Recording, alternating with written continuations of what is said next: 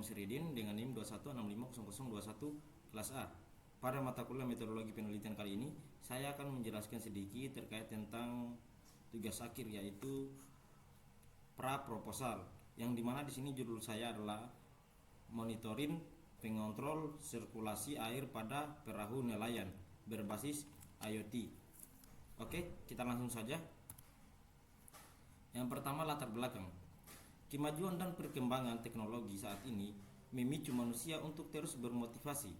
Inovasi tersebut dilakukan untuk mendapatkan penemuan baru yang dapat memaksimalkan, mengefektifkan, dan mengefisiensikan kinerja teknologi yang ada untuk meringankan kinerja manusia dalam kehidupan sehari-hari, seperti halnya kendali air. Kendali air dapat dilakukan dengan menggunakan pompa air, sekaligus diupayakan agar pompa tersebut dikendalikan secara maksimal, efisiensi, dan efektif. Pompa air juga digunakan di kapal besar dan kapal nelayan untuk membuang atau menguras air yang masuk atau tergenang di kapal tersebut. Yang berikutnya yaitu rumusan masalah. Poin pertama, bagaimana implementasi dan integrasi sistem monitoring pengontrol air berbasis Internet of Things atau IoT pada kapal nelayan dapat meningkatkan efisiensi operasional, keamanan, dan keberlanjutan sumber daya laut. Yang kedua, apa saja parameter kritis yang perlu dipantau dalam sirkulasi air perahu nelayan dan bagaimana mengintegrasikan ke dalam sistem monitoring berbasis IoT. Batasan masalah atau rumusan masalahnya. Berikutnya batasan masalah. Yang pertama adalah perancangan dan pembuatan implementasi sistem monitoring pengontrol sirkulasi air berbasis Internet of Things atau IoT di kapal nelayan. Yang kedua, penekanan pada dampak implementasi sistem ini terhadap efisiensi operasional dan keberlanjutan sumber daya perikanan. Yang ketiga, tidak membahas aspek-aspek monitoring lain di luar pengontrolan sirkulasi air pada kapal nelayan. Tujuan penelitian yaitu yang pertama, meningkatkan efisiensi operasional kapal nelayan dengan implementasi sistem monitoring pengontrol sirkulasi pompa air berbasis Internet of Things atau IoT.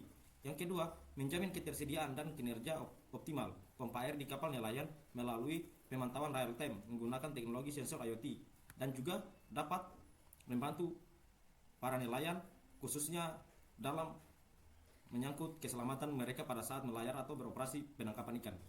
Itu adalah tujuan dari saya untuk melakukan atau membuat alat memonitoring pompa air di kapal nelayan. Oke, manfaat penelitian memungkinkan pengoptimalan penggunaan pompa air untuk meningkatkan efisiensi operasional kapal nelayan. Yang kedua, mengidentifikasi secara cepat dan tepat potensi masalah pada sirkulasi air, mengurangi risiko kegagalan dan meningkatkan keamanan kapal nelayan dalam beroperasi. Kerangka berpikirnya yaitu dapat kita lihat seperti kerangka yang ada ini. Yang pertama, monitoring dan mengontrol pompa air pada perahu nelayan berbasis Internet of Things atau IoT memerlukan integrasi dan efisiensi. Oke.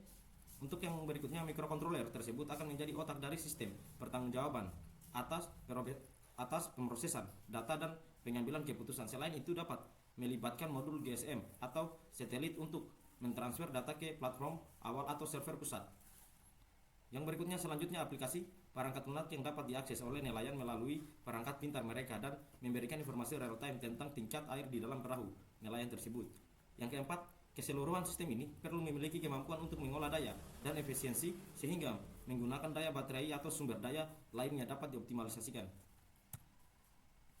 Adapun untuk alat-alat yang diperlukan dalam penelitian ini, yang pertama adalah 1 unit laptop, yang kedua Arduino Uno, yang ketiga investor, yang keempat relay, yang kelima pompa celup, yang keenam resistor, yang ketujuh sensor ultrasonik, yang ke-8 baterai atau aki, yang ke-9 GSM, yang ke-10 charger control, yang ke-11 investor, yang ke-12 MCB, yang ke-13 stop kontak, yang ke-14 relay, dan yang kelima pompa DC. Oke, metode pengujian. Analisis data yang digunakan dalam penelitian ini yaitu dengan menggunakan metode prototyping. Tahapan awal adalah dengan mengidentifikasi masalah. Selanjutnya, mengumpulkan semua data yang terkait. Data-data yang telah diperoleh kemudian dianalisis untuk mencari penyebab permasalahan. Selanjutnya, dengan hasil analisis data tersebut, penelitian mulai merumuskan langkahnya untuk membuat suatu perancangan sistem agar dapat memecahkan masalah yang terjadi.